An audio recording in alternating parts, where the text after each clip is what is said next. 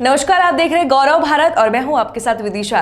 रीवा में पहले तो प्रेम जाल में फंसाया, फिर शादी की और 2 महीने बाद पैसे और जेवर लेकर दुल्हन फरार हो गई। और अब 4 साल बाद वापस लौटकर दुल्हन ने अपने प्रेमी के ऊपर दहेज प्रताड़ना की शिकायत दर्ज करा दी। जबकि लुटेरी दुल्हन पहले से ही शादीशुदा है और प्रेमी को जाल में फंसाकर उससे शादी की और उसे लूट कर गायब हो गई। पीड़ित की शिकायत पर एसपी द्वारा अब इस मामले की जांच कराई जा रही है। पीड़ित शैलेश तिवारी के ऊपर रायपुर कुरचलियान थाना पुलिस ने 498 दहेज प्रताड़ना का अपराध पंजीबद्ध किया, जबकि शिकायतकर्ता सीमा त्रिपाठी से पीड़ित का कोई लेना देना नहीं है। पीड़ित शैलेश तिवारी ने बताया कि कई साल पहले सीमा त्रिपाठी से संबंध थे और 2019 में भोपाल में स्टाम्प पेपर में सीमा ने विवाह किया था, जबकि वो पहले से शादीशुदा थी। धोखाधड़ी कर विवाह किया और 2 महीने साथ रहने के बाद वो रुपए और जेवर लेकर अपने पति ग्राम जोटा सतना भाग गई।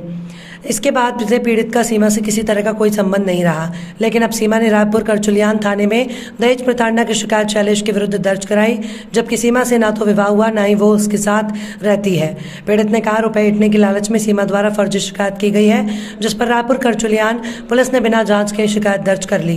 पीड़ित ने बताया कि रीवा एसपी से शिकायत की है, जिसके बाद उन्होंने महिला थाने को जाँच के आदेश दिए हैं। इस पूरे मामले में कितनी सत्यता है, अब ये तो पुलिस जांच के बाद ही सामने आ पाएगा। आइए आपको सुनाते हैं पीड़ित ने रीवा पुलिस अधीक्षक कार्यालय में शिकायत करते हुए पूरी घटना की क्या जानकारी दी। हम एसपी ऑफिस में अपने एक प्रकरण को लेकर के आए थे, जिस पे एक रायपुर करचुलियान की सीमा शर्मा है, जो कि विवाहिता एक औरत हैं, जिनका विवाह ग्राम झोंठा बिरसिंहपुर के पास हुआ है।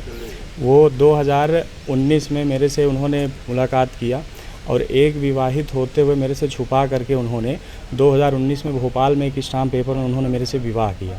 उसके बाद वो 2 महीने बाद मेरा काफ़ी सारा धन पैसा रुपया सब ले करके वहाँ से भागी और अपने पति के पास ग्राम झोंठा में रहने लगी।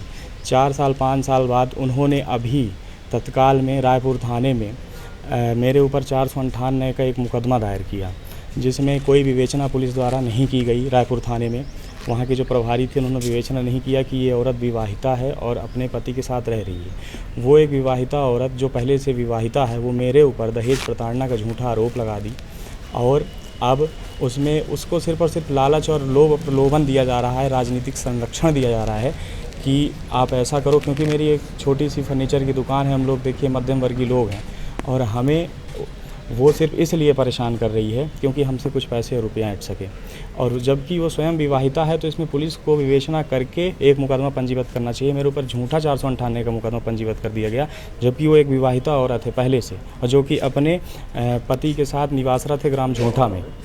तो मैं बस एसपी साहब के पास आवेदन दिया हूँ कि इसमें उसकी फ़ोटो ये उसका वो ओरिजिनल वोटर ID है, पत्नी का पति का ये ओरिजिनल वोटर ID है, ये जो पति पत्नी है, और ये उनकी फ़ोटो है, ये पूरी शादी की फ़ोटो है, जो कि हमने वहाँ के BLO से हमने सब दस्तावेज इकट्ठा किए हैं। समग्र ID से लेकर के वोटर ID से लेकर के इलेक्शन नामावली से लेकर के वोट डालने तक के पूरे तथ्य मेरे पास है, जो कि मैंने एसपी साहब को सौंप दिए हैं।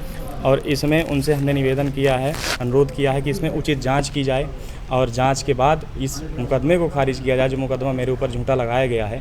एक पति पत्नी शादीशुदा है, मेरे ऊपर उन्होंने 498 लगाया है, जबकि मैं उनका मेरा कोई लेना देना ही नहीं है। आज विगत 5-6 वर्षों से आश्वासन मिला है, उन्होंने इसको महिला थाने में फॉरवर्ड कर दिया है, जो मेरा आवेदन है उचित जाँच के लिए एसपी साहब ने उसको भेज दिया है और इसी विषय में आए थे। मेरा नाम शैलेश तिवारी है।